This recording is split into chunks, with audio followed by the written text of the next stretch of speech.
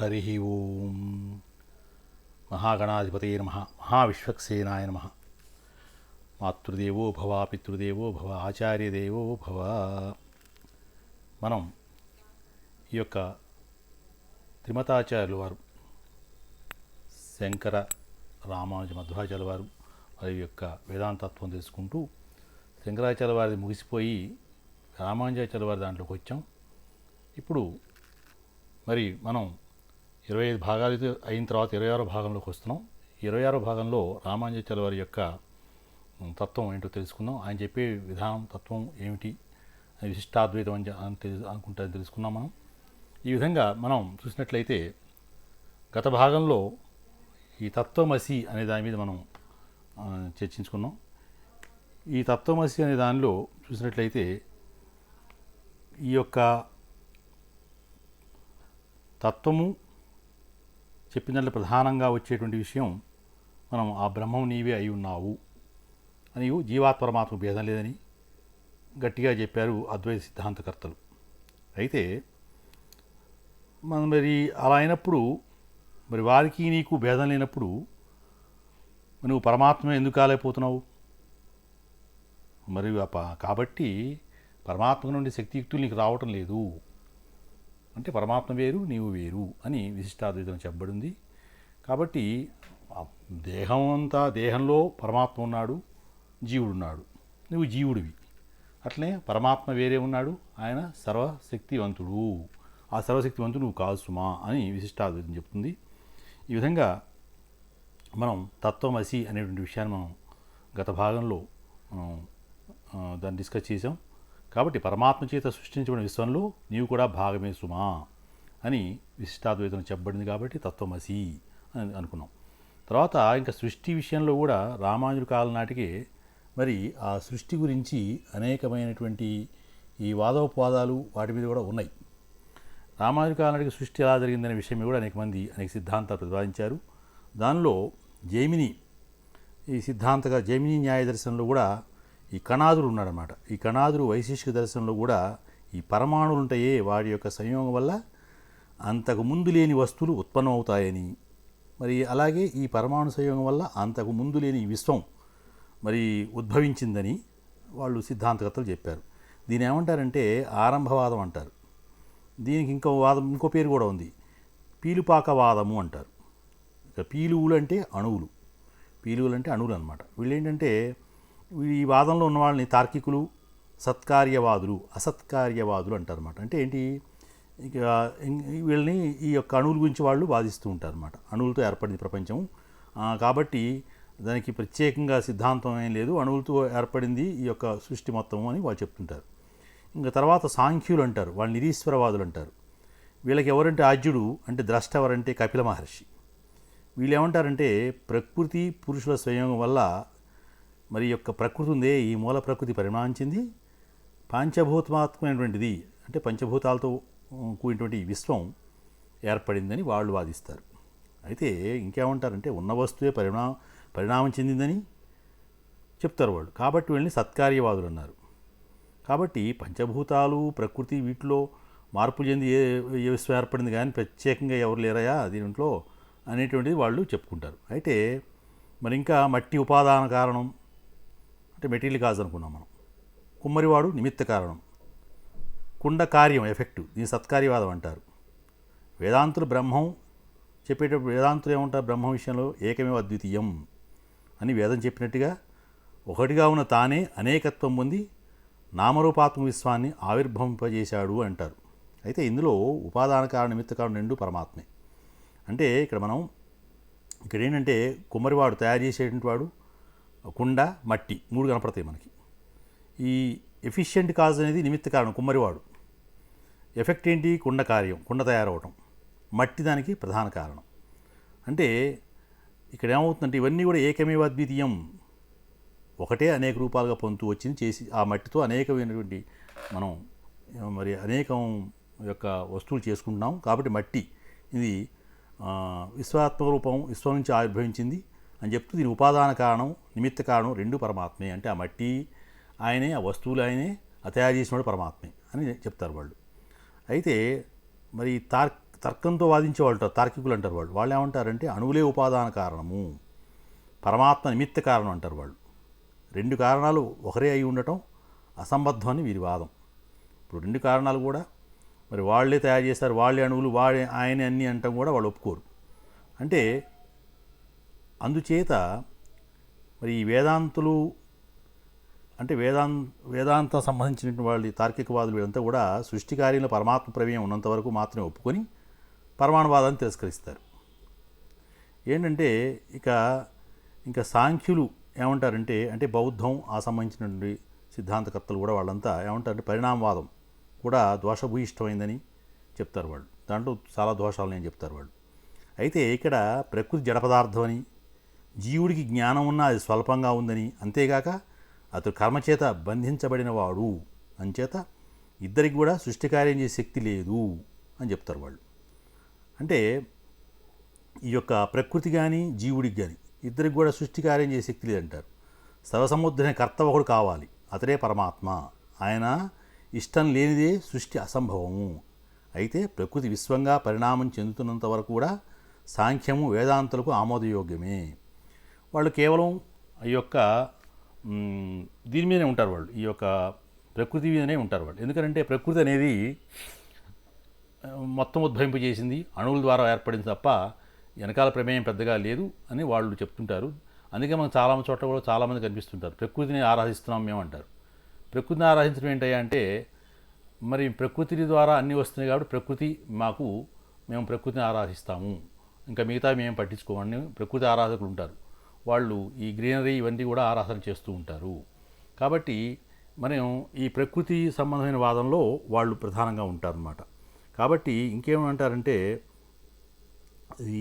అయితే వాళ్ళు ఏమంటారంటే ప్రకృతి మాత్రం ఈ సాంఖ్యులు వాళ్ళు ఏమంటారంటే ప్రకృతి మార్పు చెందుతుంది అంటే, విశ్వంగా పరిణామం చెందుతుందంటే వాళ్ళు ఒప్పుకుంటారు మళ్ళీ. ఎందుకంటే ప్రకృతి గొప్పది అంటున్నారు కదా వాళ్ళు, అందుకని.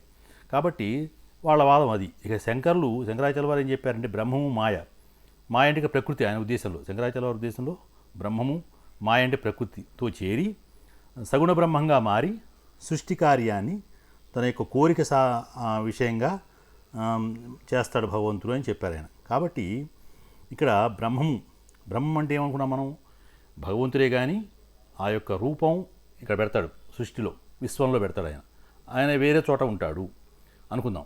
ఆయన యొక్క పవరు, ఆయన యొక్క శక్తియుక్తులు ఈ బ్రహ్మంగా ఈ యొక్క చుట్టూ ప్రపంచాన్ని మొత్తం ఆవరించి ఉంటుంది. దాన్ని వాసుదేవ రూపం అంటాం మనం వైష్ణవంలో. కాబట్టి ఈ యొక్క బ్రహ్మం ఉందే, ఈ బ్రహ్మము ఏమవుతుందంటే సగుణ బ్రహ్మంగా మారుతుంది. ఏది శంకరాచార్య సిద్ధాంతంలో బ్రహ్మము ప్రకృతితో చేరి సగుణ బ్రహ్మంగా మారి సృష్టి కార్యాన్ని తన కోరిక ప్రకారంగా చేస్తాడు అని చెప్తారు శంకరాచార్య గారు. అంటే సగుణ బ్రహ్మం అంటే ఒక ఆకారం రావటం, ఒక ఆకారం వచ్చి ఆయన అలా కనిపిస్తాడు సుమా అని చెప్పారు. మరి బ్రహ్మమే విశ్వంగా మారింది కనుక దీన్ని వివర్తవాదం అని అంటారు. ఇక్కడ బ్రహ్మం అంటే భగవంతుడు రూపంగా ఉన్నటువంటి బ్రహ్మము, భగవంతుడు అన్ని లోకాల్లో ఉంటూ ఇక్కడ జీవుడికి కనిపిస్తూ జీవుని తయారు చేసి ప్రకృతిని తయారు చేసి ఆవరించి ఉందే దాన్ని బ్రహ్మని పిలుస్తాం. ఈ బ్రహ్మమే విశ్వంగా మారింది కనుక దీన్ని వివర్తవాదము అంటారు. కాబట్టి అయితే ఇంకేంటంటే ఇదంతా కూడా మన రామానుజుల వారి యొక్క సృష్టి కార్యం మీద వారి వివరణ ఇవ్వడానికి ముందు వచ్చిన విషయాలు ఇవన్నీ. అయితే రామానుజాచార్యుల వారు సత్కార్యవాదాన్ని అంగీకరించారు.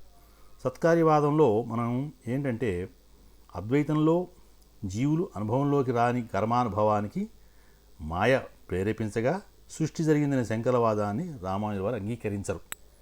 ఎందుకంటే జీవుల అనుభవంలోకి రాని కర్మ ఉందే దాని అనుభవానికి మాయ కలవటం వలన సృష్టి జరిగింది అని శంకరాచార్య చెప్తే దాని రామానుజాచార్య వారు అంగీకరించరు. ఎందుకనంటే ఏమంటారంటే ఆయన యతోవా ఇమాని భూతాని జాయంతే యాన జాతాని జీవంతి యత్ప్రంచ భిన్నం విశంతి తద్వి జిజ్ఞాస్య తద్బ్రహ్మేతి అంటారు.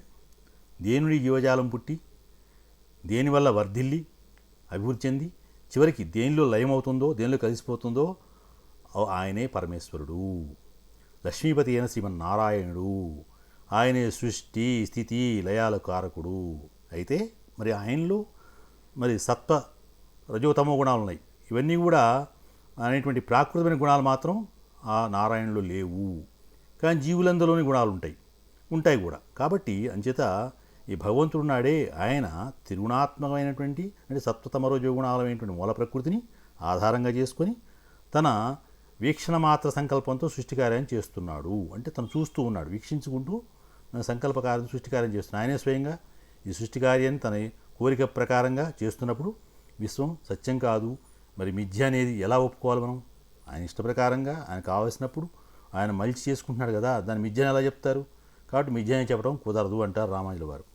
కాబట్టి సత్యంగాని వస్తువును మరి ఎలా సృష్టిస్తారు? అసలు సృష్టించడం ఏంటి సత్యంగాని వస్తువును? కాబట్టి అలాంటి ఆలోచన హాస్యాస్పదమైంది అని చెప్తారు రామానుజులు. ఇంకేమంటే నామరూపాత్మని ఈ మహావిశ్వాన్ని తన విచిత్రమైనటువంటి శక్తిచే సృష్టిస్తుంది కనుక మూల ప్రకృతిని మాయాని సంబోధిస్తున్నారు, కానీ అది అసత్యము అనే అర్థంలో కాదు సుమా. ఎందుకంటే భగవద్గీతలో పరమాత్మ ఇలా చెప్పాడు, మరి మమ యోనిర్మహృద్ బ్రహ్మ తస్మిన్ గర్భం దదామ్యహం సంభవ సర్వభూతానాం తతో భవతి భారత అంటాడు భగవద్గీతలో. కాబట్టి అర్జున, మనకి మూల ప్రకృతి విశ్వానికి మూల కారణం, దానిలో చేతన సముదాయమైన జీవజాలాన్ని బీజ రూపంలో ఉంచుతాను. ఈ యొక్క మరి ఇలా జడచేతన విషయాల సంయోగంలో జడచేతన రూపమైన విశ్వం ఉత్పన్నమవుతుంది. అదే పరమాస్వయంగా ప్రకటించాడు. కాబట్టి మనకి మూల ప్రకృతిలో ఈ విశ్వానికి మూల కారణం చిన్న చిన్న బీజాల రూపంలో ఈ జీవజాలాన్ని దాచిపెడతాడు ఆయన. ఆ బీజాన్ని మనం వేసినప్పుడు మర్రి వృక్షం ఉంది, చిన్న బీజం వేసిన మర్రి చెట్టు తయారవుతుంది. అంటే దానిలో ఆ ప్రాణశక్తిని దాచి ఉంచుతాడు ఆయన. ఇలా జడ చేతన సంయోగంతో ప్రకృతి మరి కదలని ప్రకృతి, చేతనం అచేతనం. కాబట్టి చేతన సంయోగంతో ఈ కదలైనటువంటి ప్రకృతి ఉంది, దాంతో మరి జడచేత రూపమైన విశ్వం ఉత్పన్నం అవుతుంది. కాబట్టి ఈ యొక్క ప్రకృతి మరి మాయ భగవంతుడు ఇవన్నీ కూడా ఈ వేదాంతత్వం చెప్పబడినాయి. అయితే ఈయన మాత్రం ఇది మిథ్యగా సుమా, ఇది భగవంతుడి కోరిక ప్రకారమే, భగవంతుడి ఇచ్చా ప్రకారమే ఆయన నిజంగా సృష్టి చేస్తున్నాడు. కాబట్టి ఇది మిథ్య అనడానికి వీలు లేదని చెప్పారు. ఎందుకంటే బీజ రూపంలో పెట్టి మళ్ళీ దాన్ని తీసుకొచ్చి ప్రకృతితో సమ్మేళనం చేసి ఆయన పరమాత్మ స్వయంగా విశ్వాన్ని తయారు చేస్తున్నాడు, ప్రకటిస్తున్నాడు అని చెప్పాడు. ఇంకా ఆయన కొన్ని ఉదాహరణలు తీసుకున్నారు రామాయణ వారు. సర్వయోనీష్ కౌంతేయ మార్తయ సర్వయోనీష్ కౌంతేయ మూర్తయ సంభవంతియా తాసాం బ్రహ్మ మహాత్యోనిరహం బీజప్రదాపిత అంటాడు ఆయన. అంటే అనేక యోనుల నుండి జన్మించే జీవజాలానికి మూల ప్రకృతి ఎవరు? తల్లి. మరి నేను బీజాన్ని నుంచే తండ్రిని అని స్పష్టంగా దాంట్లో చెప్తాడు ఆయన. కాబట్టి భార్య ఎప్పుడు కూడా భర్త వంశంలో ఉండేదే కదా అని మన దాంట్లో ఉంది. భార్యని భరించేవాడు భర్తే కదా, అందుచేత మూల ప్రకృతిని తన దేహంలో ఉంటుందనే విషయాన్ని పరమాత్మ సృష్టికరించాడు. సగుణ బ్రహ్మం నిర్గుణ బ్రహ్మం అనేటువంటి సృష్టి విషయంలో అద్వైతంలో ఉన్నాయి, కానీ ఈ రామానుజుల వారికి విశిష్టాద్వైతంలో ఉన్నది మాత్రం శ్రీమన్నారాయణుడు, ఆయనే పరబ్రహ్మం, ఆయనే సృష్టికర్త అని చెప్పుకుంటూ వచ్చారు. కాబట్టి మనం అనుకున్నాం శ్రీమన్నారాయణుడు ఉంటాడు, శ్రీ మహావిష్ణువు ఆయన బ్రహ్మ విష్ణు మహేశ్వరు సృష్టిస్తాడు. మళ్ళీ సృష్టిస్తే ఈ బ్రహ్మ విష్ణు మహేశ్వరులు వాళ్ళ పనులు వాళ్ళు చేసుకుంటూ పోతారు. మనం చెప్పుకునేటువంటి ఈ బ్రహ్మం అంటామే ఈ మూడు యొక్క రూపం అన్నమాట. అంటే అసలు శ్రీమన్నారాయణ వేరే ఉన్నాడు, ఆయన ముగ్గురు పనుల కోసం ముగ్గురు సృష్టిస్తాడు, ఇదే బ్రహ్మం అని దీంట్లో చెప్తారు. మరి శంకరుల వారు మహాశివుడు ఉన్నాడండి, ఆయన బ్రహ్మ విష్ణు మహేశ్వరుని సృష్టిస్తాడు, మళ్ళీ వాళ్ళ బ్రహ్మం అని వాళ్ళు చెప్తారు. కాబట్టి శంకరుడు పైనుండి వీళ్ళని ఆజ్ఞాపించి పనులు చేయిస్తుంటాడు, బ్రహ్మాన్ని దీంట్లో పెట్టని వాళ్ళు చెప్తే, రామానుజుల వారేమో నారాయణుడు ఈయన దీంట్లో ఉన్నాడు సుమా, ఈయన ముగ్గురిని సృష్టించి ఈ యొక్క బ్రహ్మంగా రూపకల్పన చేసి ఆ బ్రహ్మం ద్వారా సృష్టి చేయిస్తున్నాడు పైనుండి అని వీళ్ళు చెప్తారు. కాబట్టి విశిష్టాద్వైతంలో ఉన్నది శ్రీమన్నారాయణుడే, ఆయనే పరబ్రహ్మ సృష్టికర్త అని రామానుజుల వారు చెప్పారు.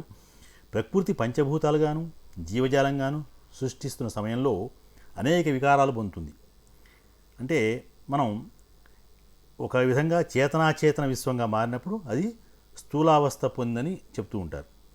అంటే మనం ఈ ప్రకృతి ఉంది, పంచభూతాలు ఉన్నాయి, మరి ఇంకా దాంట్లో జీవజాలం ఉంది, అనేక జీవజాలం ఉంది. ఇవన్నీ కూడా సృష్టి సమయంలో మనకి ఏమవుతుందంటే రకరకాల రూపాలుగా వస్తూ ఉంటాయి, రకరకాల జంతువులుగా వస్తుంటాయి.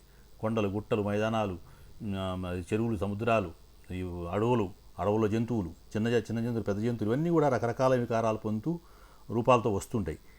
ఇలా చేతన అచేతన విశ్వంగా మారినప్పుడు అంటే కదిలేవి కదలంది, చేతనంగా ఉన్నవి చేతనంగా కదలకుండా ఉండేవి, తర్వాత ఇవన్నీ విశ్వంగా మారినప్పుడు అది స్థూలావస్థ పొందని ఆయన చెప్తారు.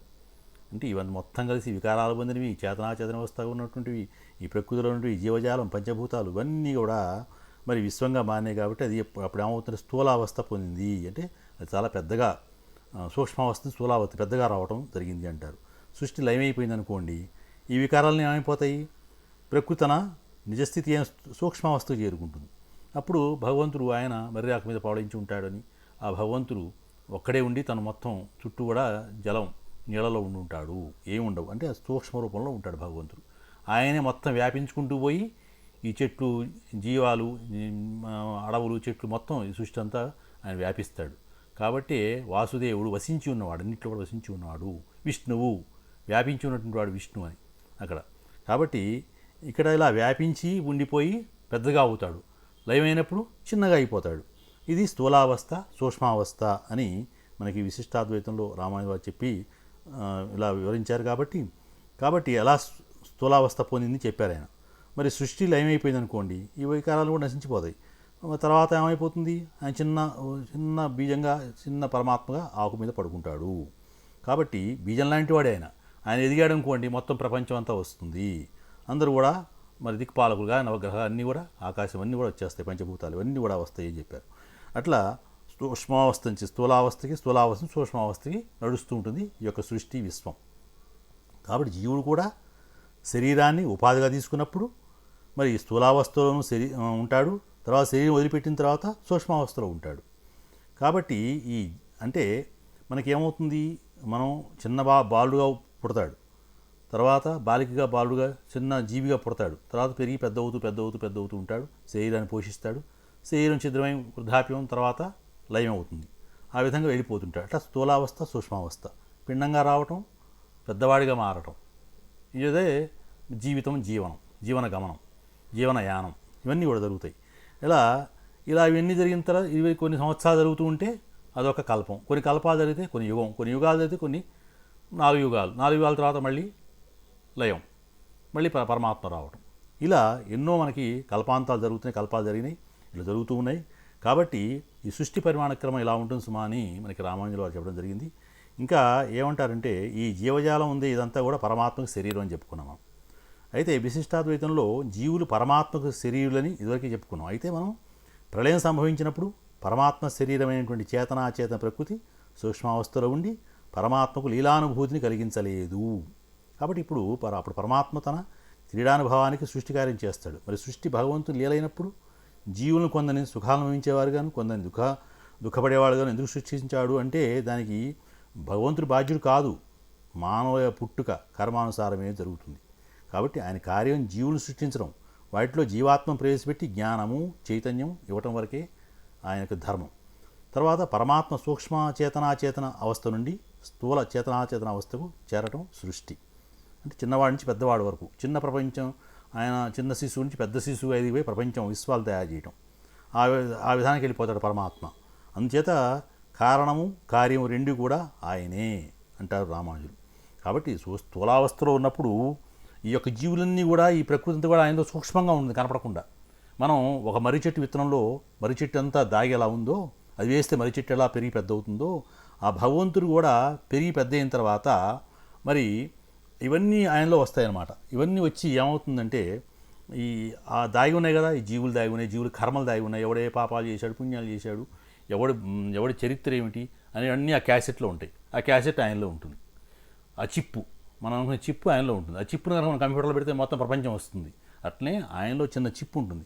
ఆయన ఎప్పుడైతే సృష్టి కార్యం చేసి బయటకు వస్తున్నాడో, ఎదుగుతున్నాడో, ఈ చిప్పు కూడా దాని యొక్క ధర్మాన్ని దాచిపెట్టినవన్నీ, ఒక్కోడి చరిత్ర ఏంటి, ఒక్కోడు ఏం చేశాడు, వాడు ఏం కోరుకున్నాడు, వాడి కోరికలు ఏంటి, ఇవన్నీ బయటకు వస్తుంది చిట్ట. దాని ప్రకారంగా మళ్ళీ ఆ జీవుల్లో ఆ బీజం తొడుక్కొని మళ్ళీ వాడు ఈ యొక్క ప్రపంచంలోకి, విశ్వంలోకి వస్తాడు. కాబట్టి రావాలా వద్దా, నువ్వు ఎన్నుకోవాలా వద్దా, నీకు కావాలా వద్దా, నీకేం కావాలి అని జ్ఞానం ఇస్తాడు, నడిపిస్తాడు. తెలుసుకొని ఆ వస్తువు తీసుకోవాల్సిన వాడు నువ్వు. అంటే నీకు ఆ వస్తువుల ఉపయోగం ఏంటి, ఈ వస్తువుల నష్టం ఏంటి, ఈ జన్మ వల్ల ఉపయోగం ఏంటి, ఈ జన్మల నష్టం ఏంటి, అసలు జన్మ లేకుంటే ఏమవుతుంది, ఇవన్నీ ఆయన చెప్తాడు. కాదు నాకు అదే కావాలి, నాకు ఈ జన్మ కావాలని కోరుకున్నవాడు ఉంటాడే, వాడి బీజం అలానే అంతరంగా ఉండిపోయి ఎప్పుడైతే ఆయన డెవలప్ అయి పైకి ఎదుగుతున్నాడో అది కూడా ఎదుగుతుంది. ఎదిగి ఆ జీవనంలో ఆ చిప్పు పెరిగి మళ్ళీ వాడి జన్మకు కారణం అవుతుంది. అలా జన్మలు, సృష్టి ఇవన్నీ కూడా వస్తాయి సుమా అని ఆయన మనకి చెప్పడం జరిగింది విశిష్టాద్వైతంలో. కాబట్టి మరి ఈ సృష్టిలో మనకి ముగ్గురు పరమాత్మ జీవుడు వీళ్ళని చేతనులు అంటారు. చేతనాచేతనం ఉన్నాం కదా, కాబట్టి పరమాత్మ జీవుడేమో చేతనులు, ప్రకృతి జడం. దీన్ని తత్వత్రయం అని మనకి రామానుజాచార్య సిద్ధాంతంలో ఉంది. అంటే వీటిలో పరమాత్మ మాత్రం స్వతంత్రుడు, ఆయన స్వతంత్రమైనటువంటి విషయం ఉంటుంది. మిగతా ఇద్దరు కూడా ఆయన అధీనంలో ఉండేవారే. కాబట్టి మరి ప్రకృతి, జీవుడు, పరమేశ్వరుడు దీని తత్వత్రయం అంటారు. పరమాత్మతో పాటు జీవుడు, ప్రకృతి రెండు ఉంటాయి. దీన్ని మనం చేతనులు అంటేనేమో పరమాత్మ, జీవుడు, ప్రకృతి జడంగా ఉండేది ప్రకృతి. కాబట్టి చేతనాచేతనం ఉన్నప్పుడు పరమాత్మ జీవుడు, మరి ప్రకృతి జడంగా ఉంటుంది. ఇవి మొత్తం తత్వత్రయం అవుతుంది. వీటిలో ఏమిటంటే మనం ఒక పెద్ద సున్నా పెట్టారనుకోండి, దాంట్లో 2 రౌండ్ సున్నా పెట్టండి, మళ్ళీ దాంట్లో 3 పెట్టండి, 3 ఒక సున్నాలో కనపడతాయి, కానీ 3 ఉన్నాయి దాంట్లో. అంటే పరమాత్మలో ఇంకా 2 ఉన్నాయి, జీవుడు, ప్రకృతి, మొత్తం కలిపితే 3 తత్వత్రయం అంటారు. అంటే మనకు ఒక్కడే కనిపిస్తుంది, భగవంతుడు ఒక్కడే కనిపిస్తుంటాడు, భగవంతుడు ఒక్కడే అంటాడు. అద్వితీయం, అద్వైతం, ద్వైతం కానీ అద్వైతం ఒక్కడే అంటారు. కానీ రామానుజం ఏం చెప్పారంటే, లేదయ్యా పరమాత్మలో 3 ఉంటారు, పరమాత్మలో కలిపి 3 ఉంటారు. పరమాత్మ లోపట, ప్రకృతి లోపట, జీవుడు, అట్లా 3 సున్నాలు కనపడతాయి. కాబట్టి ఇలా ఉంది సుమా అని ఆయన రామానుజం చెప్పారు. ఈ విధంగా అయితే వీళ్ళలో పరమాత్మ స్వతంత్రత్వాన్ని కలిగి ఉంటాడు అని చెప్పాడు ఆయన. ఎందుకని అంటే మనం ఈ యొక్క విశిష్టాద్వైతంలో పరమాత్మ శరీరం అని చెప్పుకున్నాం కాబట్టి, వీళ్ళంతా కూడా మరి బ్రహ్మకి వీళ్ళకి విడదీయడానికి సంబంధం అని చెప్పుకున్నాం కాబట్టి, మరి పరమాత్మ స్వతంత్రంగా ఉంటాడు, మిగతా ఇద్దరు కూడా ఆయన అధీనంలో ఉంటారు. పరమాత్మకు శరీర అనుభూతులు, మరి ప్రాకృతమైన గుణాలు లేని పరమాత్మ, మరి ప్రకృతి గుణాలు గల చేతనాచేతన ప్రకృతి, ఈ రెండు సృష్టిలోనూ ఒకటిగా ఉండటం అద్వైతం. ఎలా అనుకుంటే మనం అంటే ఈ పరమాత్మకి కానీ పరమాత్మ మొత్తం కలిసి కనపడటం కానీ, ప్రకృతి జీవుడు మొత్తం కనపడుతూ ఒకే పరమాత్మ ఉంటాడు కాబట్టి, ఏం చేసినా ఆయన చేస్తుంటాడు కాబట్టి, ఆ మొత్తం వాళ్ళ చెందుతుంది కాబట్టి, ఆ మొత్తం ఆయనలో ఉన్నారు కాబట్టి, ఆయన ఏం చేసినా ఆ 3 కలుస్తాయి కాబట్టి ఒక్కరే సుమా అని అద్వైతవాదులు చెప్తే, లేదు 3 విడివిగా ఉంటాయి, ఆయన కావాల్సినప్పుడు 2 తీసి బయట పెడుతుంటాడు, 2 కలుపుతుంటాడు, ఈయన మాత్రం ఎడంగానే ఉంటాడు అని చెప్పి ఈ యొక్క విశిష్టాద్వైతం చెబుతుంది. కాబట్టి మనం ఈ సృష్టిని పరిశీలిస్తే జగత్తుకి మరి బ్రహ్మమునకు విడదీయరా సంబంధం ఉందనే విషయం స్పష్టమవుతుంది. మనం ఏంటంటే ఏకత్వాన్ని బహుతత్వం వచ్చింది అంటే ఒక్క పరమాత్మ ఒక సృష్టి స్థూలంగా ఉన్నప్పుడు, చిన్నగా ఉన్నప్పుడు ఆయన ఇంత పెద్ద సృష్టి విశ్వం వచ్చింది. ఇదే పరిణామ వివర్తం అంటారు దీన్ని. ఇంకేమంటారంటే అవ్యాకృత బ్రహ్మం అంటారు. అంటే ఎంత సత్యమో వ్యాకృత బ్రహ్మం కూడా అంతే సత్యము. కాబట్టి పరిణామం చెందినంత మాత్రం చేత పరమాత్మ మిథ్య అయిపోతాడా? కాడు. అంచేత విశ్వం మిథ్య అనడం ఆయన రామానుజుల వారు ఒప్పుకోరు. కాబట్టి పరమాత్మ చే సృష్టించబడిన ఈ విశ్వము సత్యమే అని రామానుజుల వారు గట్టిగా చెప్తారు ఆయన. కాబట్టి మిథ్య అనేది లేదయ్యా, పరమాత్మ కావాలని చేశాడు, ఇదంతా సత్యమే, నువ్వు దీన్ని అసత్యం అంటానికి లేదు, మిథ్య అంటానికి లేదు, కళ అంటానికి లేదు అంటారు రామానుజుల వారు. మనం తర్కంలో చూసినప్పుడు ఏమవుతుంటే సిద్ధాంతంలో బలం కనిపిస్తుంది. ఎందుకంటే అద్వైతులు దీన్ని ఒకవేళ మరి ఒక వివేక విశిష్టమైన సిద్ధాంతంగా చూడాలి తప్ప తిరస్కరించడం న్యాయం కాదు అని మనకి అనిపిస్తూ ఉంటుంది. కాబట్టి ఈ విధంగా మనం అనేక విషయాలు మనం దీనిలో చూసాం. ఇంకా రానున్న విషయాల్లో మనం ఈ యొక్క భక్తి ప్రపత్తి ఇంకా విషయాలు చాలా ఉంది, మహాసముద్రం. మనం సూక్ష్మంగా కొంచెం కొంచెం చూసుకుంటూ వస్తేనే చాలా విషయాలు కనపడుతూ ఉంటాయి. మిగతా వచ్చే విషయాలు మనం వచ్చేటువంటి 27వ భాగంలో పరిశీలిద్దాం. స్వస్తి. శ్రీహకాంతాయ కళ్యాణ నిధేర్ధినాం శ్రీవేంకటనివాసాయ శ్రీనివాసాయ మంగళం. శంఖుచక్రగదాపాణి ద్వారక లయాచ్యుత గోవింద పునరికాక్ష రక్షమాం శరణాగత. మంగళం కోసలేంద్రాయ మహనీగుణాత్మని చక్రత్వం జయ సార్వభౌమాయ నిత్యమంగళం.